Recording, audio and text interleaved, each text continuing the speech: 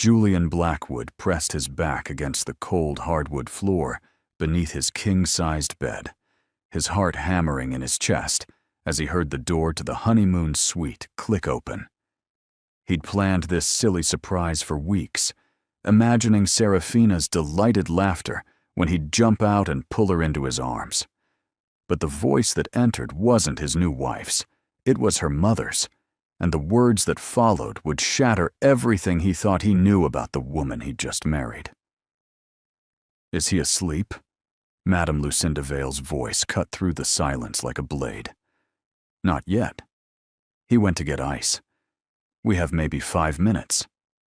Serafina's response was cold, calculated, nothing like the warm tone she'd used with him just moments before. Julian's breath caught, every muscle in his body locked. This wasn't how tonight was supposed to go. Before we dive deeper, let us know in the comments where you're watching from. We'd love to hear from you. And if you're new here, click on the subscribe button so you never miss any of our upcoming videos. 6 hours earlier, Julian had stood at the altar of the Grand Marrow Bay Hotel, watching Serafina walk toward him in a dress that cost more than most people's cars. At 47, he'd never imagined he'd wear a wedding band again. Elena, his first wife, had been gone for 2 years, taken by what the doctors called a rare degenerative illness that had slowly stolen her strength, her light, her life. The grief had nearly destroyed him. His friends had watched him disappear into Rivershore Estate, that sprawling mansion overlooking the bay, becoming a ghost in his own home. Then Serafina appeared at a charity gala 8 months ago. She was elegant, poised, and she listened. Really listened. When he talked about Elena, she didn't change the subject. When he struggled to smile, she didn't pressure him. She was patient in a way that felt like grace. Her mother, Madame Lucinda, had been equally charming, welcoming him into their family with open arms that felt genuine. For the first time since Elena's death, Julian felt like he could breathe again. The wedding had been perfect. 200 guests, a string quartet. Vows that made his voice crack when he promised to love her for the rest of his life. Serafina had tears in her eyes when she'd said, "I do," and he'd believed every shimmer of emotion he saw there. When they'd finally escaped to their suite, she'd kissed him softly and asked him to give her a moment to change. He'd offered to get ice for the champagne, but halfway down the hall, he'd had a different idea. A playful one. The kind of spontaneous romance that Elena used to love. He'd slipped back into the room, kicked off his shoes, and wiggled under the bed with a grin. He'd wait until Serafina came out of the bathroom, then grab her ankle gently, make her shriek with surprise and laughter. It was childish, sure, but after 2 years of darkness, he wanted to start this marriage with joy. Now, pressed against that floor, the joy curdled into something bitter and sharp. "You're moving too fast," Lucinda said, and Julian heard footsteps crossing the room. "I can see it in your eyes. You think this is done." "I did everything you said," Serafina replied, her voice carrying an edge Julian had never heard before. "I was patient. I listened to his endless stories about her. I pretended to care about his dead wife's favorite flowers and her stupid book club. I smiled until my face hurt. The ring is on my finger, Mother. This is done." Julian's hand flew to his mouth. He bit down on his knuckles to keep from making a sound. "The ring means nothing," Lucinda snapped. "What matters is the will. What matters is time. You don't rush a harvest, Serafina. You let it ripen. Julian Blackwood is worth $43 million. Rivershore Estate alone is valued at $8 million. But if you push too hard, if he suspects anything, all of that disappears. He won't suspect. He's too broken, too desperate for someone to love him." The words hit Julian like physical blows. Each one landed with precision, carving away pieces of the man he'd been just hours ago. "That's what you thought about the widower in Charleston, too," Lucinda said quietly. "Remember him. You got impatient. You made mistakes. We had to walk away with nothing." There was a pause. Julian's entire world had narrowed to the space beneath this bed, to the conversation happening above him. "This is different," Serafina insisted. "Julian is different. He's so wrapped up in grief that he can't see past his own pain. I could probably speed this up." "No," Lucinda's voice turned to ice. "You follow the timeline exactly as we planned. You play the devoted wife. You manage his meals, his schedule, his medication. You make yourself indispensable. And you never, ever mention Elena's death unless he brings it up first. Do you understand me?" "I understand. Do you? Because the last thing we need is anyone looking too closely at how the first Mrs. Blackwood died." Julian's heart stopped, simply stopped beating for what felt like an eternity. The room spun even though he was lying perfectly still. "Elena. They were talking about Elena." "That was handled," Serafina said. "Dr. Ames signed everything. The death certificate says natural causes. No one questioned it." "Natural causes that took 18 months of careful work," Lucinda corrected. 18 months of symptoms that looked exactly like that rare illness. Do you know how difficult it is to mimic a degenerative disease? How precise the dosing has to be? One mistake and the autopsy shows something completely different. Julian couldn't breathe. His lungs had forgotten how. The words kept coming, each one worse than the last, but his brain refused to process them. This couldn't be real. This couldn't be happening. "I know, Mother. I was there. I helped you plan it." "Then you know that patience is everything. Julian trusts you now, but trust is fragile. You'll move into Rivershore Estate. You'll take over the household management like we discussed. You'll make sure you're the only one preparing his meals, organizing his medication, handling his doctor's appointments.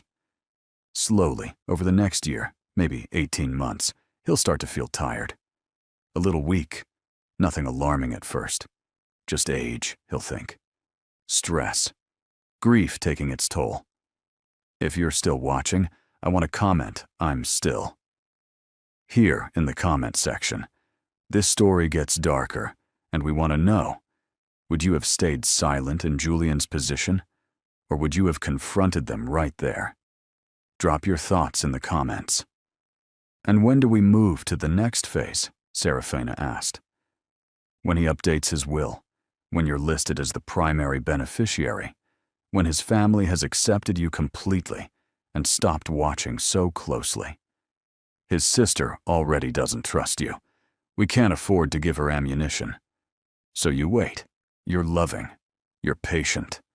You're the perfect wife to a man everyone knows is still mourning his first marriage.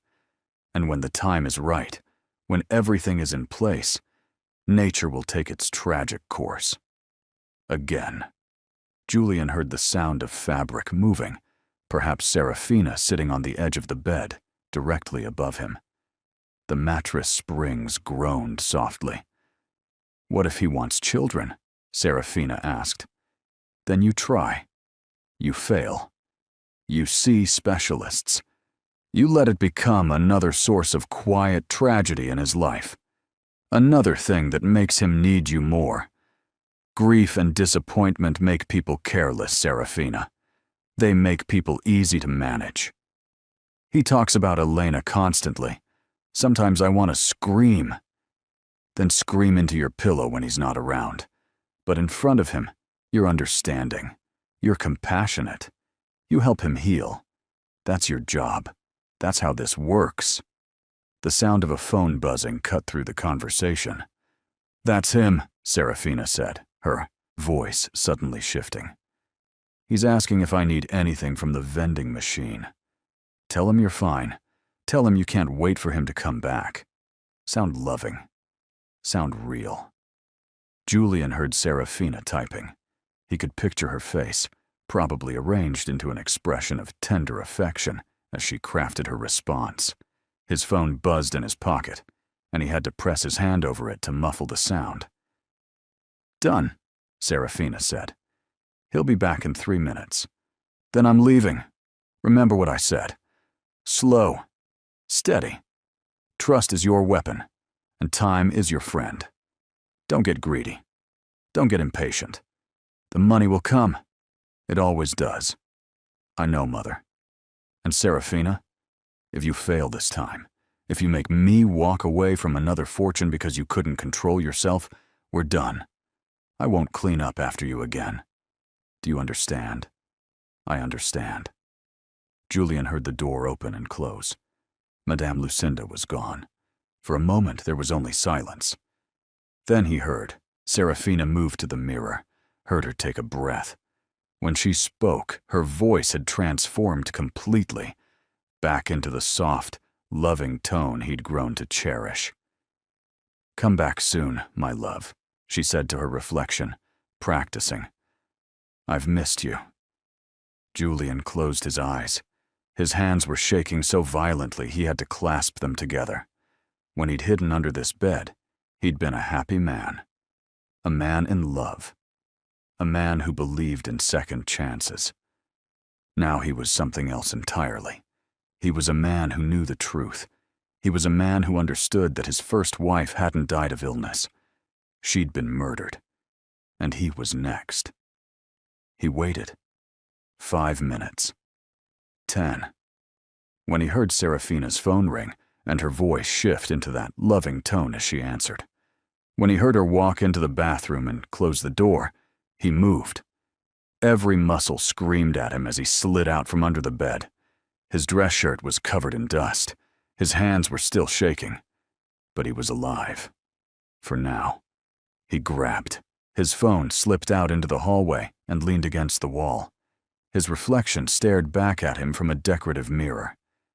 He looked exactly the same as he had an hour ago, but everything had changed. Everything. The next morning, Julian woke up next to his wife. Serafina was curled against him, her dark hair spread across the pillow, her breathing soft and even. She looked peaceful. Innocent. He remembered waking up next to Elena in their final months, how fragile she'd become, how confused he'd been by her decline. The doctors had said it was rare, genetic, untreatable. They'd said there was nothing anyone could have done. They'd been wrong, or worse, they'd been part of it. "Good morning, husband," Serafina murmured, opening her eyes. She smiled at him, and it looked so genuine that for a moment, Julian almost doubted what he'd heard. Almost convinced himself it had been a nightmare, a stress-induced hallucination brought on by the intensity of the day. Then she traced her finger along his jaw and said, "I can't wait to start our life together at Rivershore. I want to take care of you, Julian. I want to make that house feel like home again." The words that had sounded romantic yesterday now sounded like a threat. "I want to take care of you." He understood what that meant now. He understood exactly what kind of care she had in mind. "That sounds wonderful," he said, and his voice didn't shake. He kissed her forehead, and she sighed contentedly against him. "I'm so lucky to have found you." "We're both lucky," she whispered. Madame Lucinda joined them for breakfast in the hotel restaurant. She hugged Julian warmly, called him son, asked about their plans for the honeymoon. Everything about her seemed genuine, warm, motherly. If he hadn't heard her cold, calculating voice the night before, he never would have suspected. That was the most terrifying part. These women were perfect actresses. They'd fooled him completely. They'd fooled everyone. "You look tired, Julian," Lucinda observed, her eyes studying his face. "Didn't sleep well?" "Wedding day excitement," he lied smoothly. "You know how it is." "Well, you'll have plenty of time to rest once you're home. Serafina will take excellent care of you, won't you, darling?" "Of course, Mother." Serafina squeezed Julian's hand across the table. "That's what wives do." They drove to Rivershore Estate 3 days later. The mansion sat on a cliff overlooking Marrow Bay, all stone and glass and old money. Julian had bought it with Elena when they were first married, when the future had seemed endless and bright. Now it felt like a prison, a beautifully appointed prison, where he would be slowly murdered by the woman who'd promised to love him. Serafina moved through the house with purpose, making lists, rearranging things. She insisted on taking over the kitchen, said she wanted to cook for him. She organized his medication, his supplements, everything Elena used to take before she got sick. She scheduled appointments with his doctor, said she wanted to make sure he stayed healthy. Every action was exactly what Lucinda had described. Every move was part of the plan. Julian played along. He smiled. He thanked her. He let her believe he was the grieving widower she thought she'd married, too broken to see the trap closing around him. But every night, alone in his study after Serafina had gone to bed, he was someone else. He was a man planning his survival. The hardest part was the question that haunted him every moment. Why? Why Elena? His first wife had been kind, gentle, brilliant. She'd never hurt anyone. She'd been a teacher, for God's sake. She'd spent her free time volunteering at the children's hospital. What had she done to deserve what they'd done to her? The answer, he realized with a sickness that went bone deep, was nothing. Elena had done nothing except marry a wealthy man. She'd been an obstacle, a bridge, as Lucinda had said. Something to cross over and leave behind. The casual cruelty of it was almost incomprehensible. They'd stolen 18 months of Elena's life, made her suffer, made him watch her suffer, all for money they hadn't even collected yet. 3 weeks after the wedding, Julian drove to Dr. Howard Ames's office without telling Serafina where he was going. The doctor was a thin man in his 60s, with kind eyes and steady hands. He'd been Elena's primary physician. He'd signed her death certificate. "Julian," Dr. Ames said, surprised when he walked in without an appointment. "Is everything all right? Are you feeling ill?" "I need to talk to you about Elena," Julian said quietly, closing the door to the examination room. "About how she died." Something flickered across the doctor's face. "Julian, we've discussed this. The illness was rare, but the progression was consistent with the diagnosis. I know it's hard to accept, but I need you to tell me the truth." Julian's voice was steady, but his hands were clenched into fists. If someone had been poisoning her, if someone had been making her sick deliberately, would you have known? The color drained from Dr. Ames's face. "What are you saying?" "I'm saying I need to know if it's possible. If someone clever enough, patient enough, could have made Elena's illness look natural when it wasn't. This is the moment that changes everything. If you're feeling the intensity, show us some love with a like and share this video with someone who appreciates a good psychological thriller. And tell us, could you live in a house with someone you knew was planning to kill you? Because that's exactly what Julian has to do next." Dr. Ames sat down heavily in his chair. For a long moment, he said nothing. Then, quietly, almost too quietly to hear, he said, "There were anomalies, things that didn't quite fit. Her symptom progression was textbook in some ways, but in others, it was almost too perfect, too precise. I raised questions with the hospital board. They told me I was overthinking it, that grief was making me see patterns that weren't there." Julian felt his chest constrict. "What kind of anomalies?" "Trace elements in her blood work that could have been consistent with certain compounds. Nothing conclusive. Nothing that would stand up in court or justify an autopsy. But enough that I wondered. Enough that I've spent 2 years wondering." "Why didn't you tell me?" "Tell you what? That I had a feeling? That some numbers looked slightly off?" "Julian, you were falling apart. You just lost your wife. What was I supposed to say?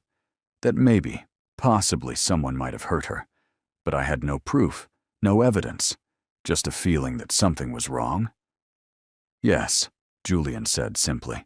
You should have said exactly that. I'm sorry. I'm so sorry. If I'd known. Did you ever meet Serafina, my new wife? Dr. Ames frowned. Once. She came with you to a follow-up appointment about 6 months ago. Said she was concerned about your grief, wanted to make sure you were taking care of yourself. She seemed very devoted. I'm sure she did, Julian said bitterly. Doctor, I need you to do something for me. I need you to document everything you remember about Elena's case. Every anomaly, every question you had, every test result that seemed off. I need it dated, signed, and stored somewhere safe. Can you do that? Julian, what's happening?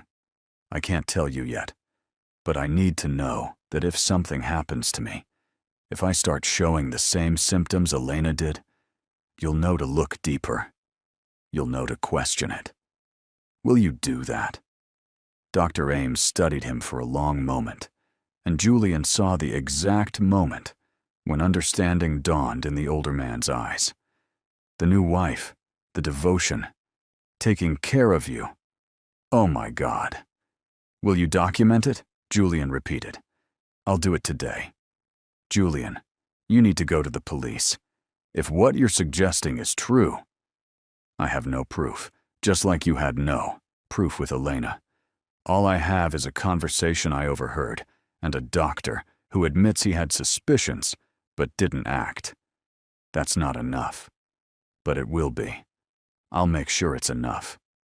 He left the office feeling both better and worse. Better because someone else knew.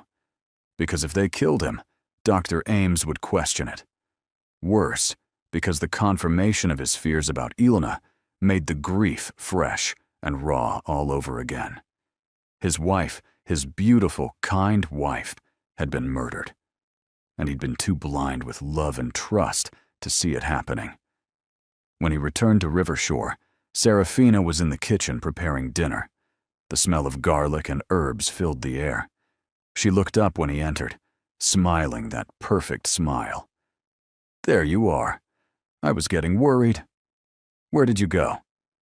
Just needed to clear my head. Went for a drive along the coast. Well, you're just in time. I made your favorite. Chicken piccata with roasted vegetables.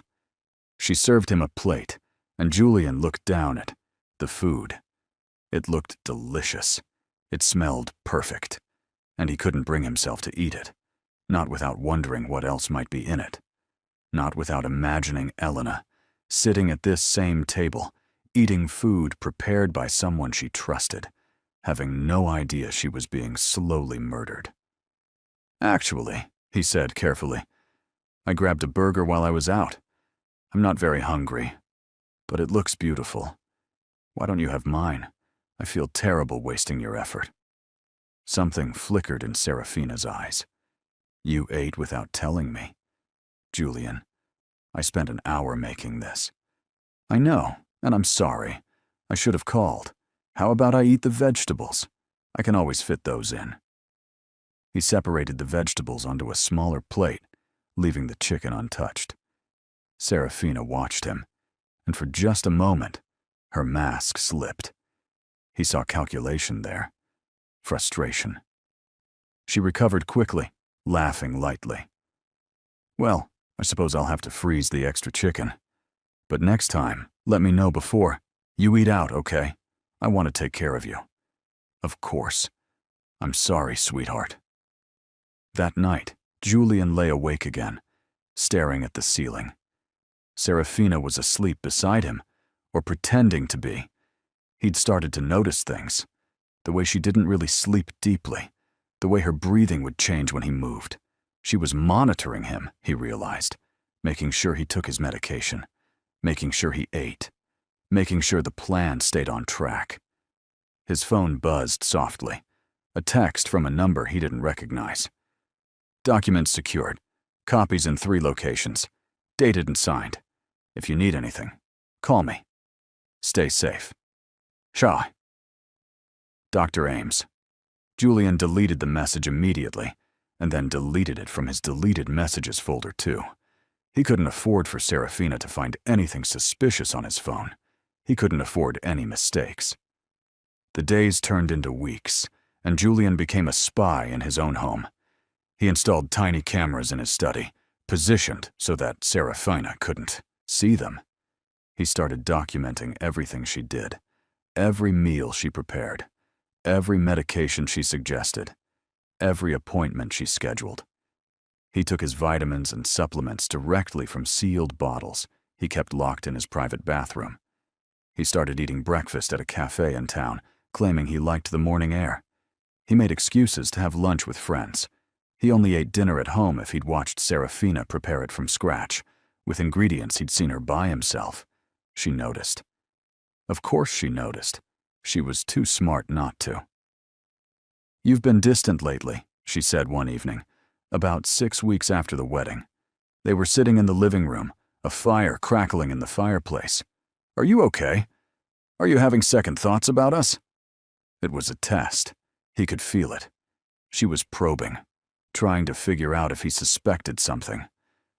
"Just adjusting," he said carefully. "This house has a lot of memories. Sometimes it's hard being here with someone who isn't Elena. That's not fair to you, I know. You deserve better than a husband who's still grieving." The answer satisfied her. He could see it in the way her shoulders relaxed, the way her smile turned sympathetic. "I understand. I know this is hard. But I'm patient, Julian. I'm not going anywhere." That's what terrifies me, he thought, but didn't say. She kept sending text messages. Julian had found a way to clone her phone data, and every night, he'd read the messages between her and Lucinda. They were careful, never saying anything explicitly damning. But the meaning was clear. Serafina. He's been strange lately. Distant. Not eating properly. Lucinda. Don't panic. Grief does that. Be understanding. Be present. Don't push. Serafina. What if he suspects? Lucinda. Then you're not as good an actress as I thought you were. Make him believe, Serafina. That's the only job you have. We're at the breaking point now. Julian knows the truth, but he's trapped. Drop a comment, telling us what you would do if you were in his position. And don't forget to subscribe, because the ending to this story is going to leave you speechless. 2 months after the wedding, Julian's sister Rebecca came to visit. She'd been skeptical of Serafina from the start, had told Julian he was moving too fast, that he didn't really know this woman. He'd dismissed her concerns as overprotectiveness. Now her suspicion was the most valuable gift anyone had ever given him. They sat in his study while Serafina was out shopping. "I don't trust her," Rebecca said bluntly. "There's something off about her, Jules. The way she watches you. The way she controls everything in this house. It's not normal." "I know," Julian said quietly. Rebecca's eyes went wide. "You know? Then why?" "I can't explain yet. But I need you to trust me. If anything happens to me. If I get sick, if there's an accident, anything at all. I need you to push for an investigation. I need you to demand an autopsy. I need you to not let them tell you it was natural causes. Can you do that?" His sister's face had gone pale. "Julian, what the hell is going on? I can't tell you. Not yet. But I need to know you'll fight for me if something happens. Like I wish someone had fought for Elena." Rebecca grabbed his hands. "Elena's death wasn't natural, was it?" He couldn't answer. If he said it out loud, if he confirmed it, he'd put Rebecca in danger too. So he just squeezed her hands and said, "Promise me." "I promise. But Julian, if you're in danger, we need to go to the police. We need to... I'm handling it. I just need more time." "How much time?" "I don't know yet." After Rebecca left, Julian added a codicil to his will. He left everything to a trust managed by Rebecca, with strict instructions that Serafina would receive only what the law required, and nothing more. He dated it, signed it, had it witnessed by his lawyer, and locked the original in a safe deposit box that Serafina knew nothing about. Then he made copies. Lots of copies. And he started writing everything down. Every conversation he'd overheard. Every suspicious moment. Every detail of his investigation into Elena's death. He wrote it all out like a story, like evidence, like a testimony from beyond the grave. Because that's what it might become. He knew the odds. He knew how this could end. But he also knew that he wouldn't go quietly. He wouldn't let them get away with it. Not this time. 3 months after the wedding, things came to a head. Julian came home early from a business meeting to find Serafina in his study, going through his desk drawers. She jumped when she saw him, her hand flying to her chest. "Julian, you scared me. I was just looking for a pen." "There are pens in every room of this house," he said evenly. "Why were you in my private desk?" "I told you I needed a pen. Don't be paranoid." "I'm not paranoid. I'm observant. There's a difference." They stared at each other, and for the first time since the wedding night, the masks fell completely. He saw her as she really was, cold, calculating, predatory, and she saw that he knew. She saw that he'd figured it out. "When did you know?" she asked quietly, dropping the pretense entirely. "Does it matter?" "It matters to me. The wedding night. I heard everything. I was under the bed when your mother came in." Serafina laughed, a sound completely devoid of humor. "Under the bed? Of course. You were trying to surprise me, weren't you? God, that's actually funny. The romantic fool hiding under the bed to play a prank on his new wife, and instead, he hears his death sentence being planned. Elena didn't deserve what you did to her. Elena was in the way. That's all. Nothing personal." "It was personal to me. It was personal to her.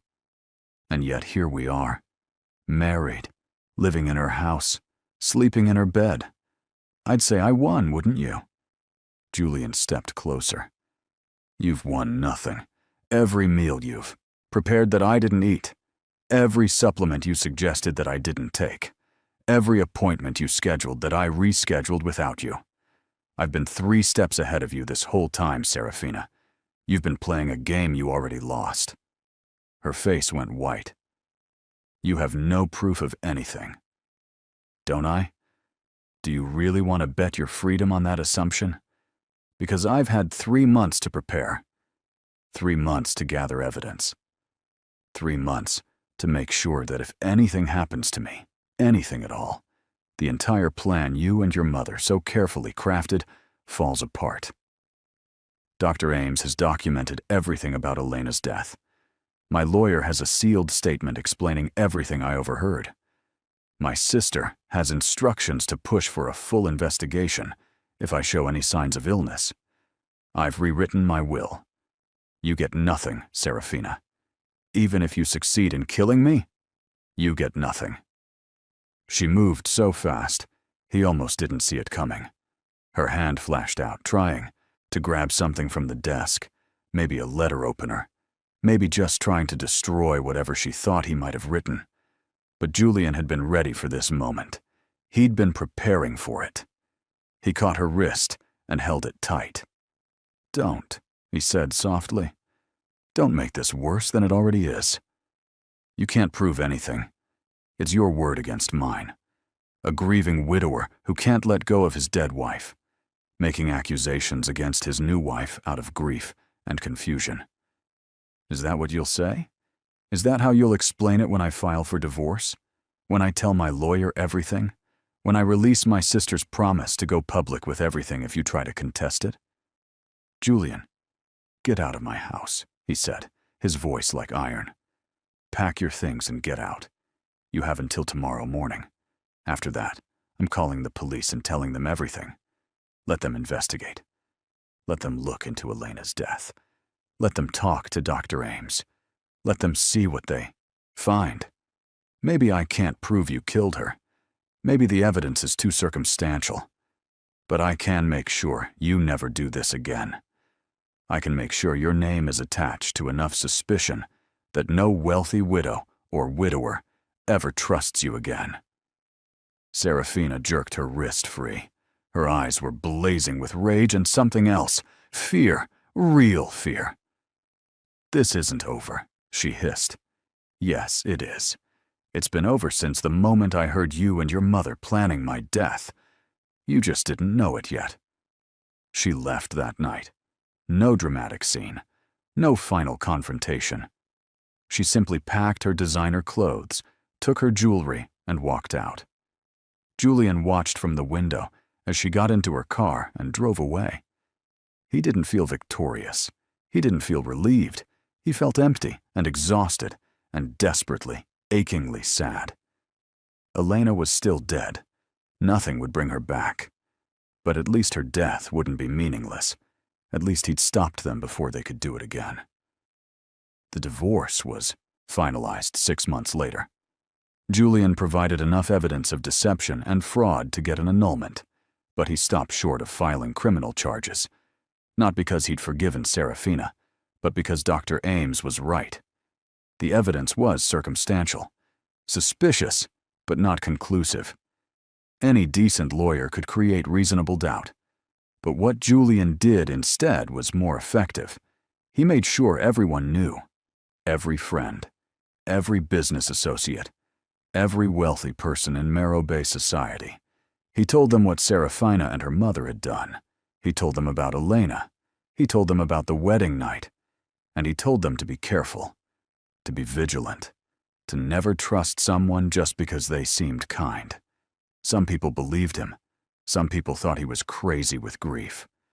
But enough believed him that Serafina and Lucinda left Marrow Bay and never came back. He heard through the social circuit that they'd tried to ingratiate themselves into other wealthy circles. But his warning had spread. Doors closed. Invitations dried up. Their scheme had been exposed, and even without a criminal conviction, their reputation was destroyed. Julian never remarried.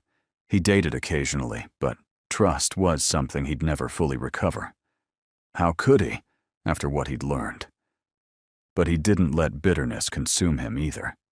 Instead, he started a foundation in Elena's name. It funded research into rare degenerative diseases and provided support for families dealing with medical mysteries. He made sure her death mattered. He made sure her memory lived on in ways that actually helped people.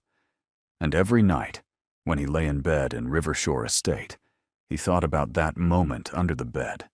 That split second when he'd gone from planning a silly prank to hearing his death being plotted. He thought about how close he'd come to being another wealthy widower who died mysteriously, leaving his fortune to a grieving widow no one suspected. He thought about how lucky he'd been, how timing, fate, or pure chance had saved his life. But mostly, he thought about Elena. Sweet, kind Elena, who'd never hurt anyone, who'd trusted the wrong people in her final months without knowing it. He thought about her suffering, her confusion, her fear as her body failed her for reasons she could never understand. And he promised her, every single night, that he would make sure no one forgot, that her story would be told, that others would be warned. Sometimes he thought he could feel her presence in the house, not in a ghostly way, but in the warmth of the morning light through the windows she'd loved, in the flowers that still bloomed in the garden she'd planted, in the books on the shelves she'd arranged. She was gone, but she wasn't forgotten. And the people who'd taken her from him hadn't won. They'd failed. And that would have to be enough. So what do you think? Would you have confronted them immediately? Or would you have played the long game like Julian? Could you have lived in that house, eating across from someone who wanted you dead, pretending everything was normal? And what would you have done differently? Let us know in the comments.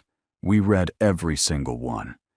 And if this story kept you on the edge of your seat, if it made you think about trust and love and the masks people wear, hit that subscribe button and turn on notifications. We've got more stories that will make you question everything you thought you knew about the people around you. Thanks for watching, and remember, sometimes the person you trust most is the one you should fear. Stay safe out there.